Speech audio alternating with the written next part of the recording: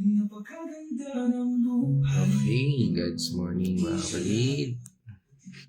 At ngayon po ay pansamantala muna tayong mag-sound trip dahil sa oras na ito 5:57. Meron pa tayong 3 minutes at exactly 6 a.m. tayo po magsisimula. At ngayon naman po tayo po muna yung makinig ng awiting Makalangit. Kay daming nais sa mundong ito, kay daming bagay na kumukuko, yaman at tangan, kapangyarihan, ngunit lahat ng ito'y walang kapuluhan. Sa puso ko'y may isang sigaw, hindi kayang punuan ng anuman sa sandaigdig.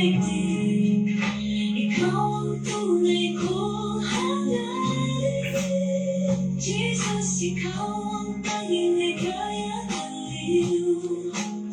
Sa iyo lamang ang puso'y sasamba, ang yaman ko'y nasa iyong pag-ibig, Ama. Ang mundo'y nag-aalok ng kasiyahan, ngunit ito'y lipas, mawawala. Dahil sa'yo, oh Jesus, may kalayaan, tunay na buhay na walang hanggan. Sa puso ko'y may isang sigaw, ikaw lang, oh Panginoon, ang hanap ng iyong anak. Ikaw ang tunay kong hangarin, Jesus, ikaw ang tanging ligaya at aliw. Sa iyo lamang Okay? ang puso'y sasamba, Ephesians 6:11. ang yaman ko'y nasa iyong pag-ibig, Ama. Ang lahat ng bagay ay Last 1 minute. ngunit pag-ibig mo'y hindi magbabago. Ikaw ang lahat sa akin.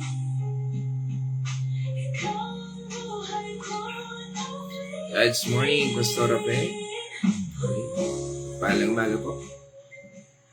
Tayo po muna ay makinig ng musikang Makalangit. Okay, 6 a.m. na. So, sige po, tayo po ay magsimula na po sa ating devotion at isang kapagpalang umaga, isang God's morning, everyone. Ngayon po ay araw ng Sabado, October 25, 2025. No? At ngayon po ay birthday ni Kuya Chris. Tama ba? Happy birthday, Kuya Chris. Mamaya nandiyan yan. Happy birthday, Kuya Chris. At ngayon po sa ating pagpapatuloy dito sa ating daily devotion, sa ating God's Morning for today, ay muli tayo po ay dadako sa talata mula po sa Epeso o Ephesians 6 verse 11. No? At ngayon po ay ating pag-uusapan ito at pamagatan po natin itong defending truth in a broken world. At ngayon po ay sa ating pagsimula o pagpapatuloy, tayo po ay muli sasamahan ng aking butihing asawa. Bagamat siya po ay masamang pakiramdam, pero kasama pa rin po natin ngayon at patuloy na magdi-defend, no? Defending the truth in a broken world. At yan po, samahan po tayo ng ating aking asawa para sa pagbabasa ng talata at pangunahan po tayo sa pananalangin. God's morning mga kapatid. Tayo po ay babasa sa mga taga-Epeso 6:11. Gamitin ninyo ang lahat ng kagamitan at sandatang pandigma na kaloob ng Diyos upang mapaglabanan ninyo ang mga pakana ng dyablo. Tayo po ay manalangin. Lord, maraming salamat po muli. Hallelujah, Lord. Maraming salamat sa panibagong umaga na meron kami ngayon, Panginoon, upang mapag-aralan namin ang iyong mga salita, O Lord. Maraming salamat po, Panginoon, sa patuloy na pagmamahal na ipinagkakaloob mo sa bawat isa sa amin at sa mga gawa ng kaaway, Panginoon.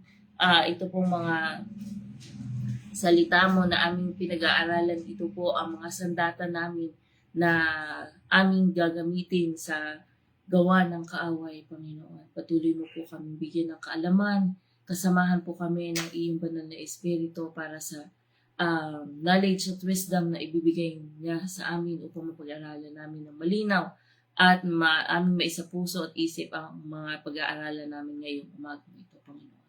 Maraming salamat, Panginoon, at ang lahat po ng ito ay aming itinataas at ipinapanalangin sa pangalan ng inyong anak na si Jesus. Amen. Amen. Praise God. At ngayon po sa ating paksang ito at sa ating pag-uusapan, ay sabi nga po, basahin ko lang po ulit sa Amplified Version. Sabi doon, sabi, put on, the full armor of God, for His precepts are like the splendid armor of heavily armed soldier, para bang makita natin isang matikas na sundalo, bagamat mabigat, ang nakita naman natin yung yung armor of God, di ba?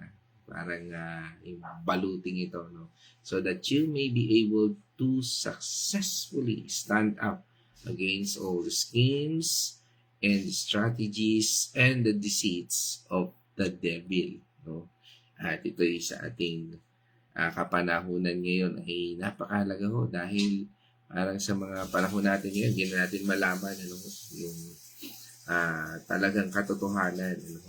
Madaling sabihin natin na siya ay nangangaral ng salita ng Panginoon Diyos, o sabihin natin ay kagalang-galang na tao, pero kung hindi naman po talaga natin nakikita yung bunga, ay kinakailangan po nating maging, sabi nga, ay mapagmatsyado. Paano nga ba natin ito? Sabi nga, malalaman. Tuklasin po natin sa araw na ito. Ano nga ba ang sinasabi ng Biblia patungkol po dito? Sabi nga po dito, bakit kaya kailangan pa nating pag-usapan ang spiritual warfare? Sabi nga po yan, parang tug of war yan. Yung isip natin, gusto kong bumait, pero di ko magawa. Parang gano'n. At bakit kailangan natin pag-usapan itong armor of God na ito? Sabi nga, mag-focus na lang tayo sa love, peace, and prosperity. Well, ang totoo, hindi pwedeng paghiwalayin ang dalawang ito. Yung love, peace, prosperity, at ang armor of God. Kinakailangan laging nandyan yan. Dahil sa mundong ito, habang sinusubukan nating mamuhay para kay Kristo, may kalaban na laging nag-aabang para sirain ang ating pananampalataya. Diba? Minsan, gusto mo na umattend sa church, tapos ayan na naman, hindi ka na naman makaka-attend. Kaya gusto mo nang umattend sa Bible study, pero ito na naman. Iyan na naman. O kaya, ang daming dahilan para pigilan kang lumago, para pigilan ka na hindi makapunta at malaman kung ano ang sinasabi ng talata. Sabi nga, ito yung coverage natin na kung alam natin ito, hindi ka basta-basta matutumba, matitinag, magagapi. Kaya nga po, ito pong ating pinag-aaralan natin ngayon dito sa Ephesians 6:11 is not just a random verse. It's a wake-up call. Pagising. Gising, kapatid. Hoy, gising. Sabi nga ni Ted Pailon. Yan. Hoy, gising. Paul is telling us, guys, this is real. Sabi nga dito ni Paul, hindi ito laro-laro lang. Ang buhay natin ito ay, sabi nga, ay kailangan nating mamulat, magising. Kaya nga, bago pa tayo, sabi nga ay, talagang pumunta doon sa topic natin ngayon, o sa specifics nito, ng bawat piraso ng armor of God na ito, kailangan muna nating maintindihan, Tanong, bakit ba tayo nakikipaglaban? Di ba ang buhay natin ito, may mga kanya-kanyang laban tayo ngayon. Maaring sakit, maaring kahirapan, o ano pa mang issue na ating pinaglalaban. At sino nga ba yung kalaban natin? No? Kalaban ba natin? Ay minsan, di ba? Minsan sinisisi natin ng Lord, Lord, malakas ka naman, makapangyarihan ka naman, bakit mo ibigay sa akin to? Sana nagkakamali tayo ng address eh. Imbis na labanan natin, imbis na tungtungan natin ng mga problema, lampasan natin, minsan sinisisi natin si Lord. Imbis na, Lord, bigyan mo ako ng lakas. Alam ko may plano kang mabuti. Kaya nga po ang sulat na ito ni Apostol Pablo, no, ay isinulat po niya ito habang siya ay nakakulong upang encourage. Makita natin, kabaliktaran kabaliktaran, no, dapat nasisihin niya ang Panginoon. Titingnan po natin, hindi, nag-i-encourage pa siya. Kaya sa buhay natin, kung ating titingnan, ang analogy o typology na ito, kung i-apply natin ito sa ating buhay, imbis na sisihin natin ang ating Panginoon Diyos sa mga nangyayari sa buhay natin, o tarang tayo nanghihina, subukan natin magbahagi ng salita ng Panginoon Diyos. Gawin natin kung ano yung kaya natin gawin. Hindi dahil sa kahinaan natin. Sabi nga, ano yung abot natin? No? Isang example lang nga lang po niyan, yung pag-click mo, yung pag-share mo ng Word of God. Isa po yan sa mga bahagi. Oo, marami pa. Mga tao na nakakahalubilo natin, no? Maaaring yan, gamitin ng Panginoon Diyos. Imagine natin, si Paul ay nakakulong, no? Dito nung binabahagi niya. At imagine natin, kung ikaw ay nakakulong, ano kaya gagawin mo? At dito po, no? Makikita natin na bagamat nakakulong si Apostol Pablo, iniisip pa rin niya ang kapakanan ng mga kapatid sa pananampalataya. At dito po sa Book of Ephesians, ito po ay hindi para sa isang specific church lang. Sabi nga, it's a general letter para sa mga believers sa buong rehiyon at hanggang sa kasalukuyan. Kaya nga po itong Ephesians 6:11, it's a part of Paul's reminder sa bawat believer na katulad natin. Sabi nga niya doon sa verse 12, di ba? Basahin natin yung sumunod na talata. No? Sabi niya doon sa verse 12, Sapagkat hindi tayo nakikipaglaban sa mga tao, kundi sa mga pinuno at sa mga may kapangyarihan at sa mga tagapamahala ng kadiliman, umiiral sa sanlibutan ito, ang mga hukbo ng espiritual ng kasamaan sa himpapawid. Amen. Ang kahirapan, sakit, galing po yan sa mga demonyo. At tayo naman, for example, bigyan natin example, halimbawa, sigarilyo. Di ba? Yung sigarilyo. Alam na natin masama, pero dahil malakas yung katawan natin, sige pa rin tayo. Halimbawa niyan ay yung pagdududa. Alam na natin masama, pero sige pa rin tayo. Halimbawa, sabihin na natin yung mga taong masama ang ugali sa paligid natin. Ang gagawin naman natin, papatulan natin sila. Di po ba? Yan po yung sabi nga, our battle is not against flesh and blood, kundi dito sa mga pakanang ito. Itong spiritual warfare na ito. Ano nga ba ang tugon natin? Kung tayo may karamdaman, kung tayo ay nasa kahirapan, o ano pa man sitwasyon na tila ba parang hindi maganda sa ating buhay. Kaya maaring kalungkutan, nawalan ka ng mahal sa buhay, ano ba ang tugon natin dapat? Hahayaan na lang ba natin na malugmok tayo doon sa hirap, bigati, pagdurusa, galit, sakit, o ano pa mang bunga ng espiritu na hindi galing sa Panginoon Diyos? Kaya nga, dito inuutos po ni Apostol Pablo na sabi nga, magsuot tayo, dun sa verse 11, no? Magsuot tayo ng full armor of God o buong armor of God para hindi tayo matalo ng schemes, struggles, at deceits, mga panlilinlang, mga estratehiya ni Satanas. Sa mundo natin ngayon, wasak na. Ano? Puno ng fake news, moral confusion. Sino ba talaga ang totoo? No, flood control na nga lang. Ano mga ba talaga ang totoo? Ikaw ba'y bayani? Ikaw ba'y santo? O magnanakaw? Kaya nga, ano talaga ang kasinungalingan? Kailangan nating solid ng panangga. Ito po yun. Ang katotohanan ng Diyos. Pastor, nangangaral din po sila ang salita ng Panginoon Diyos. Kaya nga, kinakailangan mas maging intimate tayo sa Panginoon Diyos. Kasi kung hindi natin nakikita at hindi natin pinag-aaralan mismo ang salita ng Panginoon Diyos, malilin lang tayo. Ay haba din po niya, Biblia, Pastor.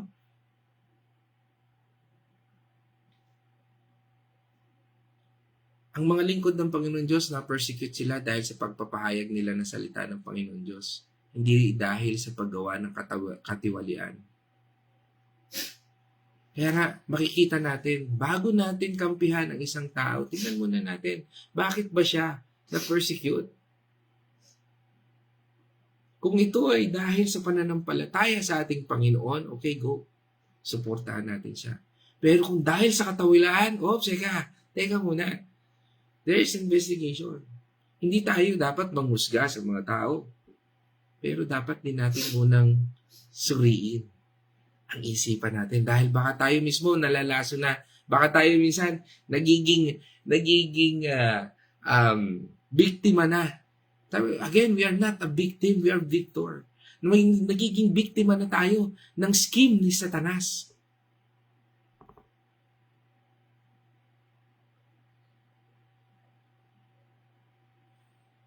Kaya nga, Paul wants the believers to understand their identity in Christ. Ano nga ba ang identity mo sa Panginoong Jesucristo?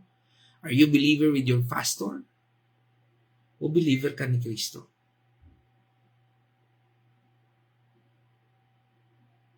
Si Jesus Christ ba talaga ang Diyos mo? O ang leader mo? Their role in the church ay napakalaga. And how to live life that is pleasing to God. Yan pa ba ay nakakapag-please sa Lord?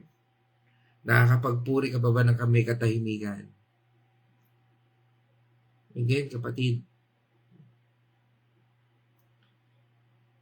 inigising tayo ng salita ng Panginoon Diyos. Imagine natin, no? Dito sa ating pinag-uusapan ngayon. From chapter 1 up to chapter 5, no? Paul lays the foundation. Yan po yung kanyang pinaksa. Sabi nga, again, sino tayo kay Kristo? Ibig sabihin po nun, from chapter 1 to 5, ano yung identity natin kay Kristo? Ano ang purpose natin? From chapter 1 to 5 yan, pag binasa natin.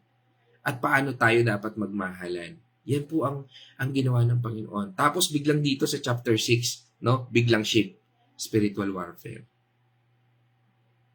Kaya nga makikita natin, kung titignan natin, yung pundasyon ba ng ating pananampalataya ay na kay Kristo?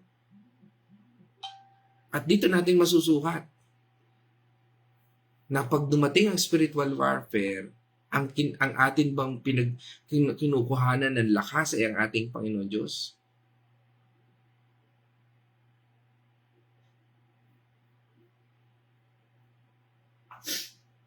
Kaya nga, ang ganda po ng local progression dito yung logical progression dito po, from chapter 1 hanggang 5, tapos bigla dito sa chapter 6. Dahil kung alam mo kung sino ka kay Kristo, mas maiintindihan mo kung bakit kailangan mong ipaglaban ang pananampalataya mo. Hindi ang pastor mo. Hindi ang leader mo, o hindi yung politician o politiko na yung pinananampalatayaan. Sa panahon ni Pablo, ang mga sundalo ng Roman Empire ay highly trained at well-equipped. Kaya ako sa buhay natin, i-apply natin, highly trained ka ba? Well-equipped ka ba? Ibig sabihin, patuloy ka ba nag-aaral ng salita ng Panginoon Diyos? Pinagbubulay-bulayan mo ba ito? Talaga bang ito ay iyong dinadigest? Dahil kung hindi, sigurado, you will be manipulated by those false teacher. Di ba? Sabi nga, this is the end of days. alam nyo, sa end of day, sa eschatology, ang lagi po niyang pinangangaral ng Panginoon ay mag-ingat tayo sa mga false teachers, mga bulaang na tagapagturo. Ipinapakita rito na paano tayo dapat manindigan. Kaya nga doon, ipinakita rin ang sa Book of Revelation, mga churches Di po ba? Ephesus, Thyatira, Smyrna, Philadelphia, Sardis.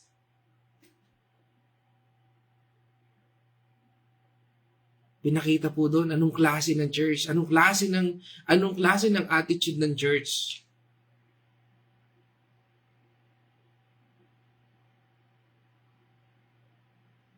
At diyan pinag-iingat po tayo ng Panginoon. Dahil sa labanang ito, maaring wala ang full armor of God. Maaring hirap tayo to defend ang katotohanan. Maaring sabihin mo, hindi, basta ako'y sumusunod lang naman sa kung ano sinasabi ng leader ko, para kang robot. Wala kang sariling pananampalataya, paninindigan. Mga kapatid, ang paninindigan natin, pagharap natin sa Panginoon, individual yan. Hindi po yan sama-sama tayo.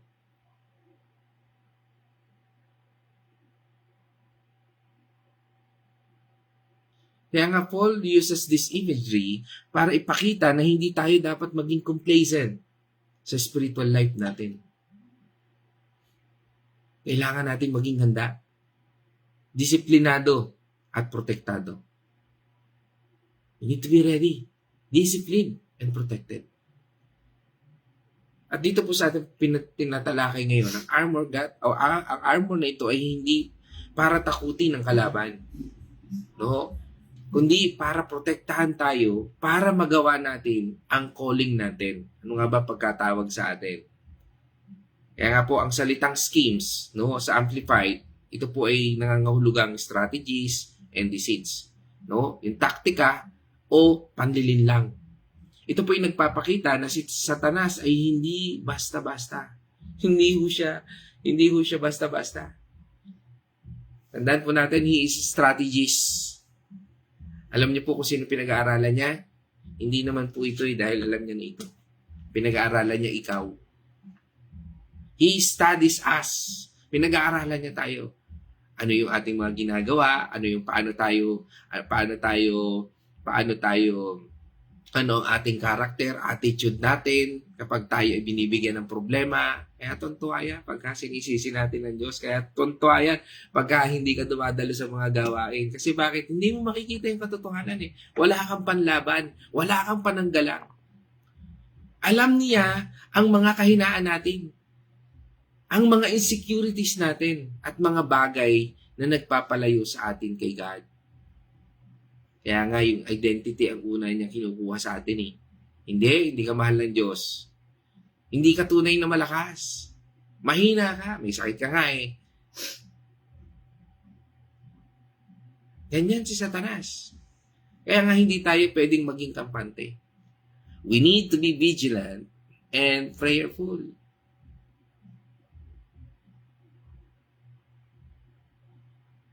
Kaya i-breakdown na natin ang talatang ito. Sabi din sa unang paksa, sa unang talata, sabi niya, put on the full armor of God. Dito po, hindi pwede tayong pili lang. Yung pinipili lang natin, yung parang sabihin natin makapili. Tama ba yun? Makapili. Yung gusto mo lang yung gusto mo. Ibig sabihin, ay, dito sa armor of God na ito, ano lang ako, helmet of salvation lang ako, okay na ako dyan. No? Ay, hindi pwedeng breastplate of righteousness lang ako. Hindi pwede yun. Hindi pwedeng belt of truth lang ako. Hindi pwede yun. Ay, dito lang ako sa shield of faith. Dito lang ako sa word of sword. Doon lang ako. Oo, hindi pwedeng doon lang ako sa boots of gospel. Dapat all in po tayo. Parang sa boxing, di ba? Hindi ka lalaban ng wala kang gloves o helmet. Di ba? Yun na kailangan, may protection ka. No? Sabi nga, dapat complete set. Yung sinabi po natin kanina, truth, no? Yan yung belt of truth, no? Breastplate of righteousness, sabi nga the sword of o gospel o yung gospel helmet of salvation o yung gospel, ano ho, yung shield of faith, no? Yan po yun. Yan ang gusto ng Panginoon. At ang word of truth. Basahin po natin yan, doon punta po tayo doon sa verse 14 hanggang 17. Kaya't laging maging handa kayo, ibigkis ninyo sa inyong baywang ang sinturon ng katotohanan at isuot sa dibdib ang baluti ng katwiran. 15. Isuot ninyo ang sandalya sa pagiging handa sa mga ngaral na magandang balita ng kapayapaan. 16. Lagi ninyong gawing panangga ang pananampalataya na siyang papatay sa lahat ng nagliliyam na palasong ng dyablo. 17. Isuot ninyo ang helmet ng kaligtasan at gamitin ang tabak ng Espiritu. Walang iba kundi ang salita ng Diyos. Amen. So, linaw po doon, Sabi nga, walang shortcut sa spiritual life. Minsan yung laging gusto natin shortcut. Lord, yung shortcut na lang. Ayoko na nung pasikot-sikot Wala akong shortcut sa spiritual life. Kailangan po natin sabi nga, daily natin i-apply ang lahat ng aspect ng relationship natin sa ating Panginoon Diyos. Kung paano ka tinawag, paano ka niligtas, paano ka dinidisciple, paano ka tinuturuan. Alam niyo, ang tao, lalo na sa church, wala akong kasiyahan yan. Bakit? Pag ang pastor mo hindi nagtuturo, hindi ka dinidisciple, may reklamo ka. Pero pag ang pastor mo dinidisciple ka, tinatamad ka naman. May reklamo din, tinatamad. O ba yung pastor na yan?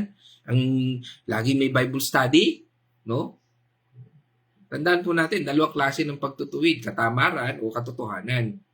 Kung tinuturuan ka ng katotohanan, nasa sa'yo yan. Kaya nga kailangan kang tumindig sa katotohanan. Kaya nga kung nagtuturo ng Bible study, pumunta ka, dumalo ka. Hindi dahil sa mataba yung nag-i-speak, pangit, pogi. Minsan, huwag tayong magbase sa mga bagay na gano'n. Lagi po tayong tumingin sa kung ano ang sinasabi ng salita ng Panginoon Diyos. Yan po yung armor of God. Kaya kailangan po natin daily i-apply ang lahat ng aspect ng relationship natin sa ating Panginoon Diyos. Minsan kasi, tumanggap na naman ako sa Panginoon, okay na, the end. Ay, nagpupuri na naman ako sa Panginoon, the end. Ay, nagtatights naman ako sa Panginoon, the end. Ang pananampalataya ay progression. Palakas ng palakas po yan.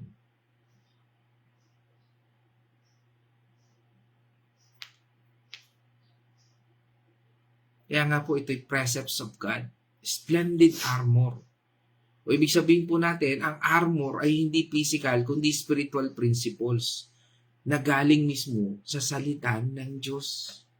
Kung hindi mo ito binabasa, kung hindi mo ito binubulay-bulay, kung hindi mo ito inuunawa, kung hindi mo ito isinasabuhay, hindi mo ginagawa kung ano yung iyong natutunan,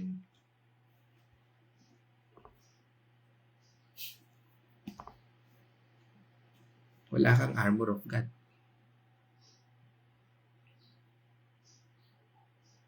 Halimbawa, ang unang armor na binanggit doon sa binasa natin, doon sa verse 14, sabi nga yun yung sinturon ng katotohanan o yung belt of truth.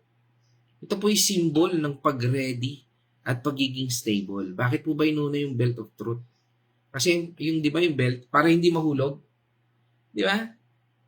Sandali, Pastor, parang nauna yata ang sinturon, Okay. Pero, paliwanag lamang po yun.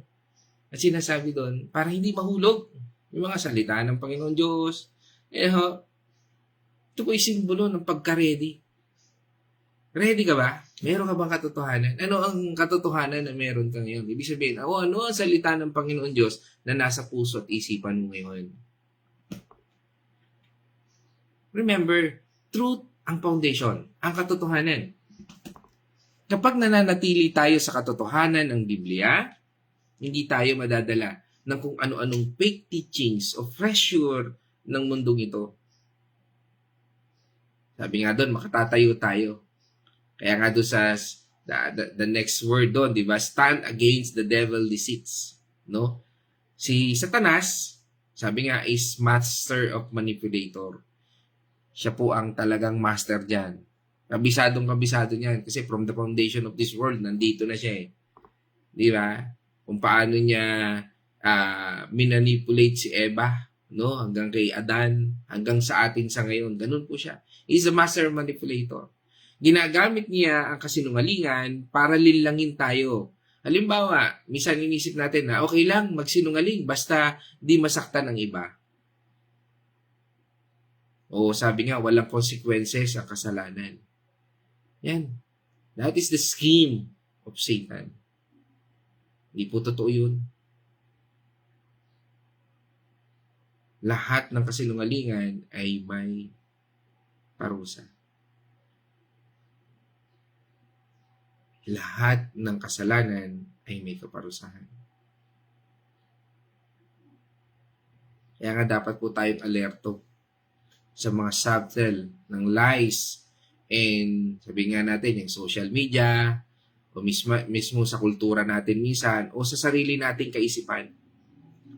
Lagi nating i-check. No? Yun bang social media na ito, kulturang ito, o yung nasa isip natin ay sumasang-ayon sa salita ng Panginoon Diyos? Yan ang ating gawin. Check natin. Mga ba sinasabi ng Biblia? Kaya nga, upang tayo ay patuloy na magkaroon ng lakas at katotohanan to defend the truth, gawin po natin ito. Daily armor check. No? Di ba? Nabanggit natin, nabasa natin kanina kung ano-ano yung mga armor na yun. No? Mag-pray. Starts with pray. Every morning, no? Isa sabihin natin, Lord, suotan mo ako ng truth today. I-reveal mo ang areas na nalilin lang ako. Ano ba yung mga panlilin lang ng Diablo sa buhay mo ngayon? Ano ba yung mga nireveal sa'yo? Yan, daily armor check. Kalawa, know the Bible intimately. Alamin natin. Suriin natin sinasabi ng Biblia. Pastor, ang hirap naman po basahin ng Biblia, hindi ko maintindihan. O di, lapit ka sa pastor mo, lapit ka sa mga, isurround mo yung sarili mo ng merong kapwa mananampalataya. Kaya nga po may Bible study. Kaya kung sa iglesia ninyo, hindi ka kabilang sa Bible study, mahirap yan. You are, sabi nga, para kang nakabagsak yung shield mo. Wala kang protection. Kung hindi ka nagbabasa ng Bible, parang nakabagsak yung shield mo. Sabi nga, parang nakahubad din yung helmet of salvation mo. Minsan iisip mo na, ligtas ba talaga ako? O minsan, doon sa puso mo parang, nasa akin ba yung breastplate of righteousness? No, nasa akin ba yung kabanalan ng Diyos? O dahil nga luwag ng sinturon wala yung belt of truth. Kaya nga, know the Bible intimately. Kung hindi mo alam ang truth, paano mo madidetect ang peke? Paano mo masasabing peke ang sinasabi ng taong ito? Paano mo ito madidiscern kung wala ito?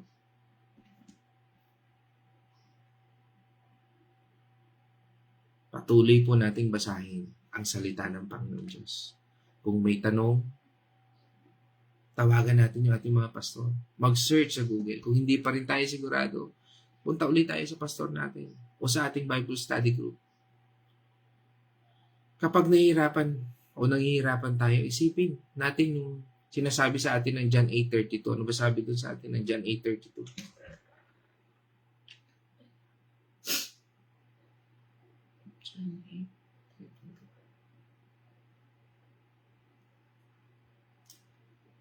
Makakilala ninyo ang katotohanan at ang katotohanan ang magpapalaya sa inyo.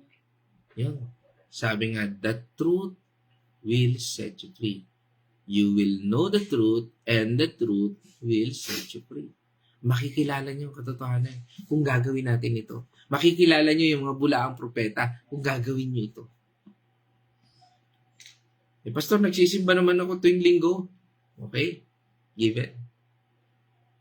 Pero pag tinanong natin, ano ang message ni Pastor? Maganda. um, ano ang message ni Pastor? Napuspos talaga ako. Pero hindi nagsising in. Kasi nga, hindi tayo intentional. Hindi intimate. Kaya nga, alam niyo po, lagi sinasabi ng Panginoon, hindi magsimba ka lang every Sunday. Ano sabi ng Panginoon, di ba ng Psalm? Bulay-bulayin niyo salita ng Panginoon Diyos, gabi at araw. Yung Sunday natin, ano lang po yun? Part lang po din yun.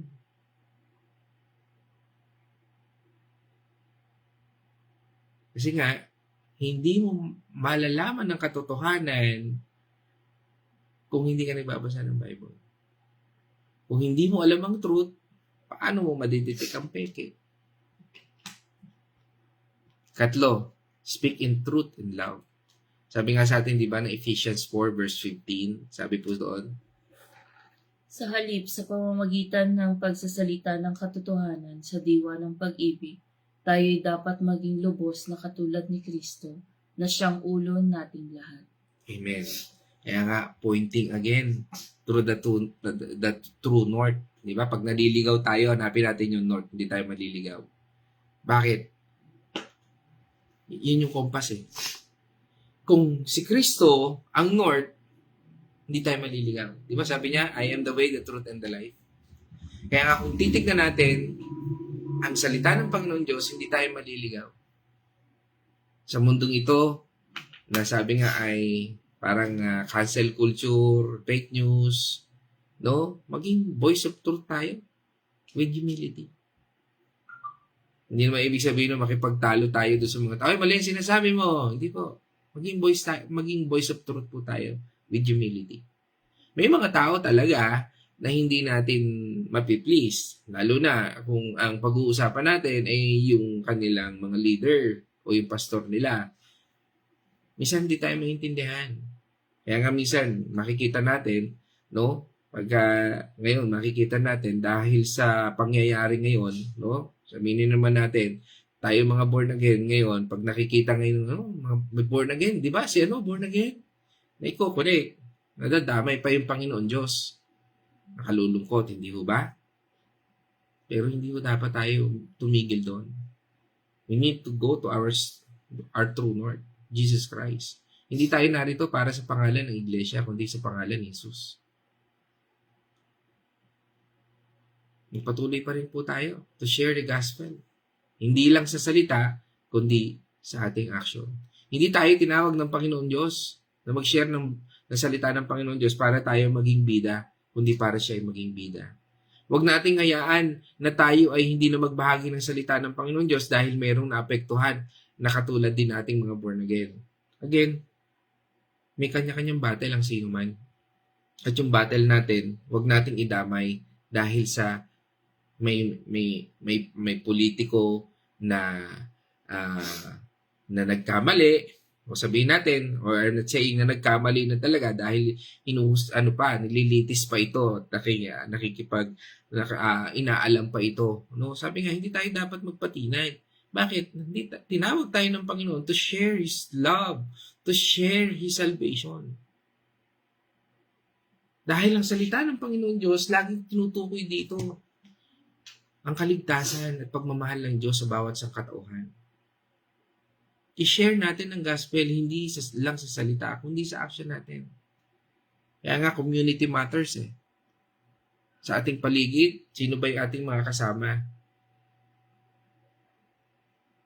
Sino ba yung mga tao na ating nakakahalubilo? Yung mga tao bang ito ay nakakasama natin, ay ini-encourage tayo na patuloy na manindigan sa ating Panginoon o hindi at sabi nga, tayo ba nadadala nila o tayo ang dinadala natin sila?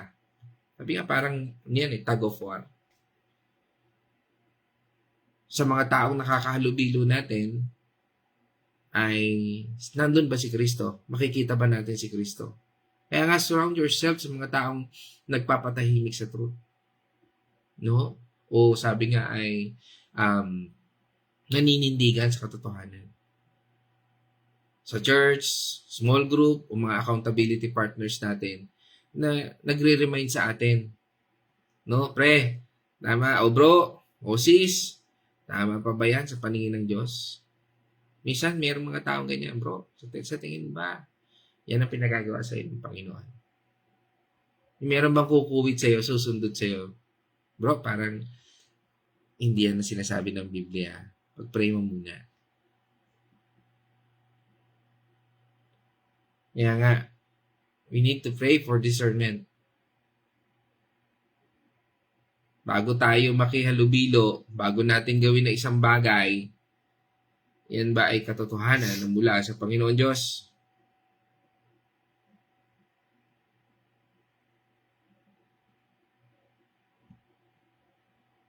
Siya, pwede nating isama sa panalangin o sabihin sa Panginoon, Holy Spirit, tulungan mo akong makilala ang panlilinlang ni Satanas sa relationship, sa trabaho, o sa sarili kong puso. Mga kapatid, dito po ako magtatapos sa ating talakayan ngayon. At sa broken world natin, madaling ma-discourage, pero tandaan po natin, truth is not just a concept, it's a person. Ulitin ko po, truth is not just a concept, it's a person. Sabi nga sa atin ng John 14 verse 6, ako ang daan, ang katotohanan at ang buhay. Kapag nananatili po tayo sa ating Panginoong Hesus, kahit gaano kasira ang mundong ito, gaano kapanilang ang mundong ito, hindi tayo magigiba. Stand firm, kapatid. At ngayon po, sa aking final na pagtatapos, nais ko pong tapusin ito sa spoken poetry. Gumawa po ulit ako ng isang spoken poetry, no, para po dito sa ating pinag-usapan. At pinamagatan ko po itong Salamat sa Armor. No? Okay? So, sabi po dito, no, simulan ko na po ang aking spoken poetry mula po dito. Salamat sa Armor. Sa mundong basag, ang kristal ng katotohanan, dumadaloy ang kasinungalingan, parang lason sa ugat. Ang dilim ay nagsasayaw sa mga sulok ng puso. Tinatakot ang mahina, sinisira ang totoo. Pero ako'y nakatayo. Bakit? Dahil hindi ako nag-iisa sa labang ito. May baluti akong suot, hindi sa gawa sa bakal, kundi hinabi ng langit sa bawat dasal. Ang sinturon ng katotohanan, ito ang nagpapatibay sa akin. Sa gitna ng mga haka-haka at fake news. Ano ang sabi ng Diyos? Yan ang aking paalala.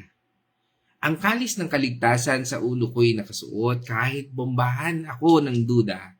Sigurado ka ba, Lord? Oo, sagot niya. Ikaw ang aking anak. Kahit lumindol ang mundo, hindi ka mawawala. At ang panaga ng pananampalataya, pumipigil sa mga palaso ng takot at pangamba. Hindi ako patatalo. Sigaw ko sa dilim.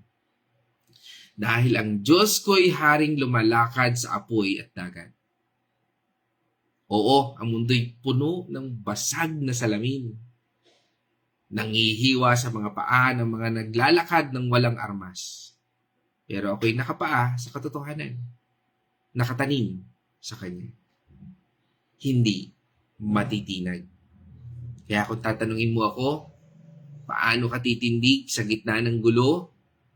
Sasagutin kita ng walang pag-atubili. Hawak ko ang armor ng Diyos at hindi ko ito bibitawan. Kahit anong dagundong ng kasinungalingan, ang katotohanan ay mananaig. Dahil si Jesus ang truth ng buhay at sa Kanya ako'y laging panalo. Kaya, salamat, Armor. Salamat sa katotohanan. At salamat, Panginoon. na hindi ako iniwan sa labang ito. Stand firm mga kapatid, tayo'y magtatagumpay. Purihin natin Panginoon Diyos. Ngayon naman, tayo po ay dadako sa ating Wednesday reflection. Bagamat may sakit po ang ating kapatid. Isa-isa niyo ang kanyang magandang tingin. God's morning po mga kapatid. Dito po sa ating napag-aralan sa Efeso 6:11, dito po ay itinuturo sa atin kung paano natin isuot ang mga baluti, ang mga sandata na ipinagkaloob sa atin ng ating Panginoon. Hindi lamang po ang ating mga kalaban, kundi laban din sa mga espiritual na pwersa ng kasamaan. Ang Diablo ay tusong manlilinglang na nagtatago bilang isang anghel ng liwanag. Ang baluti po ng Diyos ay kinabibilangan ng katotohanan, katwiran, ibanghelyo ng kapayapaan, pananampalataya, kaligtasan, at ang salita ng Diyos. Dapat nating isuot ang bawat bahagi ng baluti na ito upang maging handa tayo sa atake ng kaaway. Ang mga pakana po ng Diablo ay isang tusong taktika na ginagamit niya upang tayo ay mahulog sa tukso, pagbabanta o pananakot. Kabilang dito ang pagdududa sa salita ng Diyos, paghahamon sa ating pagkikilanlan ako sa tukso at paghahati-hati. Kahit gawa po ng kaaway ay nandyan lang sa paligid natin. Sa pamamagitan ng ating pagiging matatag sa ating pananampalataya sa paggamit ng Diyos, ng salita ng Diyos bilang ating sandata, maaari nating labanan ang mga pakana ng Diablo. Dapat tayong maging mapagbantay, handa sa anumang oras. Sa pamamagitan ng pagsasabuhay ng mga prinsipyong ito, maaari tayong maging matagumpay sa ating espiritual na pakikipaglaban at pakikipaglaban sa pakana ng Diablo. Ito po ay nagpapaalala sa atin na ang buhay ay hindi lamang tungkol sa pisikal na mundo, kundi mayroon ding spiritual na dimension. Ang pakikibaka ay hindi lamang laban sa mga taong nakakasalamuhan natin araw-araw, kundi laban din sa pwersa ng kasamaan na hindi natin nakikita o hindi nakikita ng mata.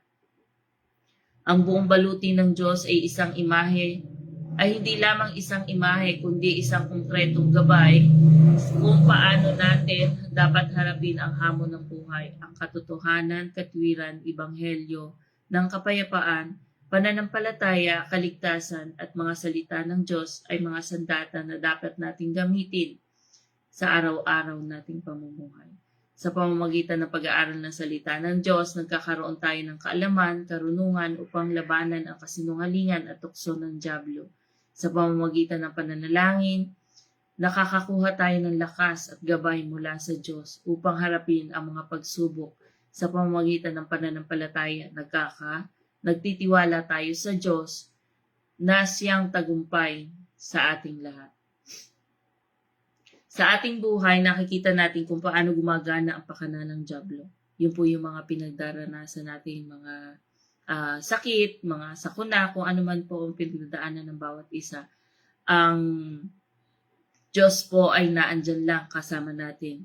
Sa pamamagitan po ng mga baluti na ito na ating mga pinag-aaralan, ay malalaman po natin kung ano yung totoo at hindi.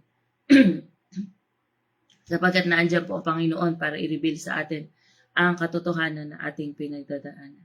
At kung tayo man po ay nagdadanas ng, kung sa ating buhay kung tayo man po ay dumadanas ng pagsubok, sa halip na isisi natin sa Diyos ang lahat ng ating pinagdadaanan. Bakit ako, Lord? Ang bait-bait ko naman, sumusunod naman ako sa iyo. Ang lahat naman ng pinag-aaralan natin, sinusunod ko. Bakit ako ang dumadanas sa gano'n? Sa halip po natin, sisihin natin ng Panginoon, itanong po natin, Lord, anong tinuturo mo sa akin sa pinagdadaanan ko ito? Ano man po ang nadadanasan ko ngayon, ituro mo sa akin kung ano ang dapat kong gawin. Magtiwala po tayo sa Panginoon na may magandang reason o rason kung bakit tayo nasa ganong sitwasyon. Pag nalampasan po natin ang sitwasyon na yon, mamamangha po tayo sa gawa ng Panginoon. At ito ay magiging testimony natin sa iba. Kaya po, itong mga na pag-aaralan natin ito, atin pong gawing sandata sa gawa ng kaaway. Sapagkat ang kaaway po ay naandyan lang, umaali-aligid sa atin, baka nasa tabi nga lang po natin siya. Hindi nga lang natin siya nakikita. Pero ang banal na espiritu na nasa sa atin, kitang-kita niya ang ginagawa ng kaaway. Kaya nagkakaroon tayo ng, binibigyan na tayo ng conviction, binibigyan na tayo ng tamang kasagutan kung susunod lamang tayo sa banal na espiritu na nagdidikta sa atin kung ano ang mga dapat gawin. So, yun lamang po. Maraming salamat po and God bless po sa inyong lahat. Amen. Praise God. At tayo ngayon po ay dadako naman sa ating mga kapatid online, no?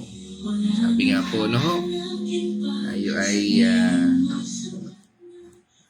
dadako po, no? At ngayon po tayo pinangunahan kanina ni Pastora Pe. At bago tayo dumako ay gusto ko munang batiin ng happy birthday. Kanina nabati na rin natin, no? Ang ating kapatid, si Kuya Chris, no?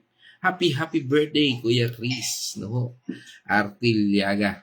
Tayo po ay nandito na ngayon sa ating comment section at batiin naman natin ating mga kapatid na laging nakasubaybay sa atin. Tayo po pinangunahan kanina ni Pastora Pe, Andal, Artiliaga, at pinabati po natin ang buong Andal, Artiliaga family.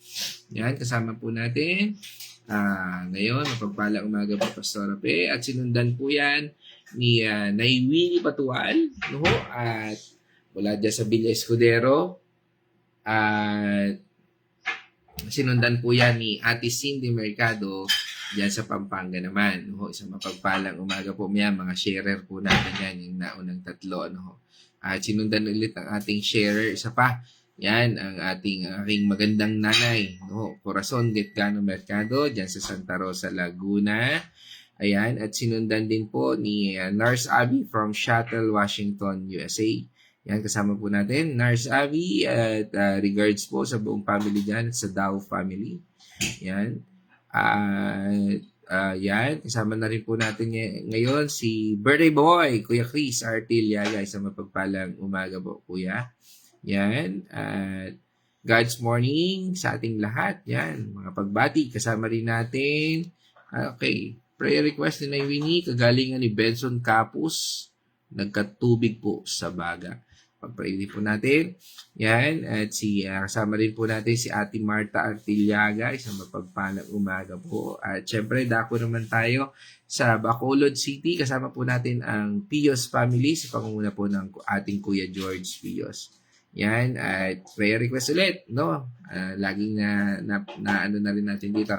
Yan. Prayer request kay Irene Artiliaga. Yan. Okay? And God's morning sa ating mga kapatid. Yan, ano kaya ang nangyari kay Irene, no? Okay, so God's morning. Okay.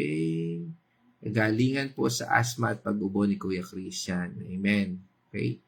Lakasan, ni Nailina Silang. Yan, may lagnat din po yan nung gawain namin nung nakaraan. Okay. Okay. At syempre kasama rin natin ang ating kapatid from Dubai, no? Si Maria Bunanos, no? Kasama po natin. God's morning sa inyo dyan sa Dubai. Assalamualaikum warahmatullah, no? Maburakatu. Yan, no? God's morning diyan, ano? O Saval Care. Yan sa ating mga kapatid diyan. At kalakasan ni Tessie Victor Dalangin. Yan, kalakasan po ni Rorario Capus. Yan, Rorario Capus. Yan. Yan, galing po kay Naiwini. Yan. Puin mo po ang puso ni Ramon Presa. Bakit po kaya ano? Yan, si Ramon Presa. No? Ayan. At Lily Villegas, Linda Cabello. Yan. At kasama rin natin ang ating Carmeline, no? Batiin natin ang Azucena Tanyo family. Yan. At siyempre kasama dyan si Pau, si Julene, at si Tyro na lagi rin nakikinig. Ano? Yan. Salamat po. At pinagaling mo po ang ubo ni Louie Patual. Yan. Praise God. Napakabuti po natin, Panginoon Diyos. Sabi nga dito, sama rin natin from King's Chapel, no? si Kuya Danny, no? Ang aking Kuya Danny Gargoles, Cabarles family dyan po sa San Ignacio. Yan. Yan, mga kapatid natin dyan, mananampalataya. Ano, ito po ay sila ay from King's Chapel sa pangunguna po ng aking padi, si Pastor Noriel, no? Aking padi. Yan. Aking kumpare. Nawa po ay makilala rin po sa iyo si Jericho Patual. Yan, prayer request ni Naywini. In God's will, patuloy lang po natin ibahagi salita ng Panginoon Diyos. Ayan natin, sabi nga dito. At syempre kasama natin ako, ang aking sister, ang Biray family. Syempre, no? Sa panguna ni Sister Grace. Yan, kasama natin yan. Yan, God's morning din sa iyo kapatid. Yan, no? At kumusta si Brother Mike at ang buong family. Siyempre, ang aking inaanak si Butchay at ang baby Dion. Ganun din ang lahat ng mga bata dyan, no? Si Miko, si Carl, siyempre si Attorney, no? Yan, si Ellie Boy. Yan, at ang lahat, sila Dayan, at si Chantel, siyempre, si Ferdy, Brother Ferdy, no? Miss ko na kayo. Bigla ko kayo na-miss. Ano? Okay. At ito, sabi pagbati ni Ate Marta, happy birthday sa aking poging asawa. Ba, may poging asawa? Ay, hindi pala. Wala pala nakalagay. Sa aking asawa, Chris Artillaga. Pa-birthday mo na po, Lord Jesus, sa kagalingan ni Chris. Thank you, Lord. Amen. No? Yan, pagbatiin mo si Santo, prayer request ni Naywini. Patuwalo. Pagbatiin mo po si Dinriel Gian. Iana. Okay. Purihin ang ating Panginoon Diyos. Okay, sabi dito ni Sister Maria Bonalos, happy birthday po, Ninong. Naku, talagang ang dami nagmamahal ang sa aking Kuya Krisa. Salamat, Panginoon, sa kagalingan ng aking tagiliran. Ito naman ay pasasalamat ni Naywini. Yan, sabi nga ni Kuya Danny, blessed morning, Pastor, sa inyong mag-asawa. Amen. Salamat po kay Kuya Danny at sa inyong lahat dyan. At patuloy na ibahagi. Alam niyo po itong sila Kuya Danny, no, sa King's Chapel. Ako, pakasisipag ng mga ito. Kung sumunta po sila sa mga sulok-sulok ng lugar din, no, upang ibahagi ang salita ng Panginoon Diyos. At dalangin ko ang patuloy na proteksyon at patuloy na kalakasan, provision sa inyong mga kapatid. Nakakatuwa po ang inyong ginagawa. Sa pangunguna po yan ni Pastor Noriel Camus, no, dyan sa King's Chapel, dyan sa San Ignacio. Salute mga kapatid. Patuloy na pagpalain kayo ng ating Panginoon Diyos. At punta naman tayo sa Cotabato City, no? Batiin ko ang aking magandang pinsan.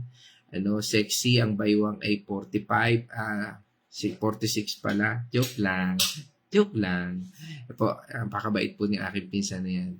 Pinapatawa ko lang po siya. Yan, ang aking Ate Judy Brigule, Chua, at binabati ko po ang lahat dyan. Okay? Yan. At syempre kasama rin natin ang aking kapatid from Santa Rosa, Laguna, si Caroline Mercado. No, dyan po sa Santa Rosa, Laguna. Yan, God's morning. Okay. Happy birthday, Chris Artillaga. More birthday to come. Yan. Kasama rin natin ang Nonoso family, no? Ayan, kasi sa panguna ni Ate Nela. Yan, at ganun din sabi nga ay, yan, sino pa? Nandito. Okay, isa pong kagagalakan. Nanay Winnie, salamat po tayo sa Panginoon. Baka itong nagkamali ng type siguro si Ate Marta. To God be the glory siguro ito. Hindi toy, God be the glory. Okay, thank you Lord. Yan. Salamat po sa lahat ng bumati, sabi ni Kuya Chris, no? At marami pang babati, no? Sabi nga Kuya Chris, ang dami pang babati, no? Pag-iingat po sa pagbalik sa Manila na mag-asawa ni Babes. Sino po kaya itong si Babes? Sige po, pag-pray din po natin. Thanks yan. Happy birthday po, paring Chris, sabi ni Tita Nela, no? So, yan. To God be the glory, sabi nga ni Ate Nela. Amen. And that's all, mga kapatid. So, ngayong umagang ito, tayo po'y magtatapos na. At purihin natin Panginoon Diyos. Patuloy po nating gamitin ang ating mga natutunan upang hindi lamang ating narinig, kundi atin pong isabuhay ang bawat salita na ating natututunan. Bahagi sa iba, upang sila ay mapagpala rin naman.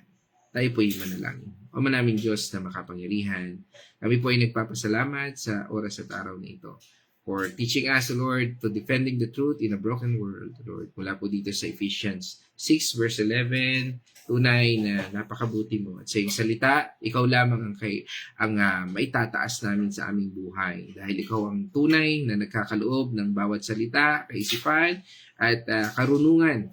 Ang lahat ng ito ay nagmumula sa iyo. We acknowledge, Lord, na ikaw yung siyang guro, na siyang sa amin, Panginoon, ay nagturo. Sa aming lahat, Panginoon. Kami po ay mga tagapakinig at Panginoon, kami ay mga vessel, mga lalagyan ng salitang ito upang aming tahakin at sundin ang iyong iniuutos.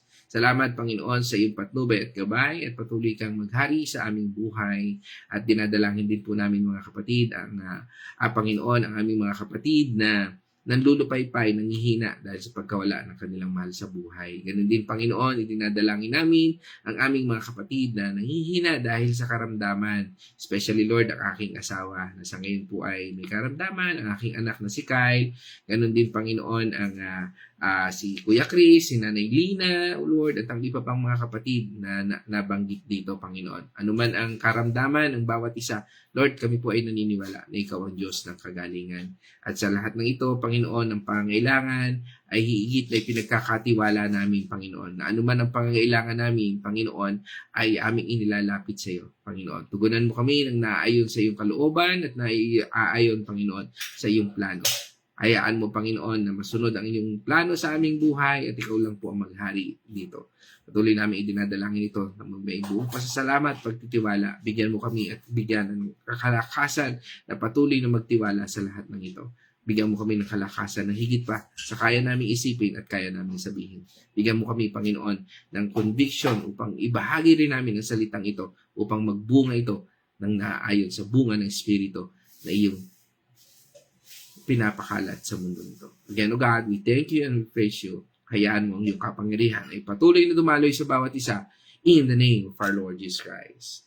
At salamat po, Panginoon, sa kaarawan na ito, Kuya Chris, sa kanyang puso at sa kanyang prayer, Lord, at sa prayer request ni Ate Marta, Panginoon, naniniwala po kami sa kagalingan ito. Again, O Lord, maraming salamat sa buhay ng aming kapatid na ito, si Kuya Chris. Pagpalain mo po siya at patuloy na gabayan, ingatan. Salamat po, Panginoon. In this our pray, in Jesus' name. Amen. Amen. Mga kapatid, let us shout the shout of victory. Okay? Christ has died. Christ has risen. Christ will come again. And together, we are for Christ. Again, God's morning, everyone.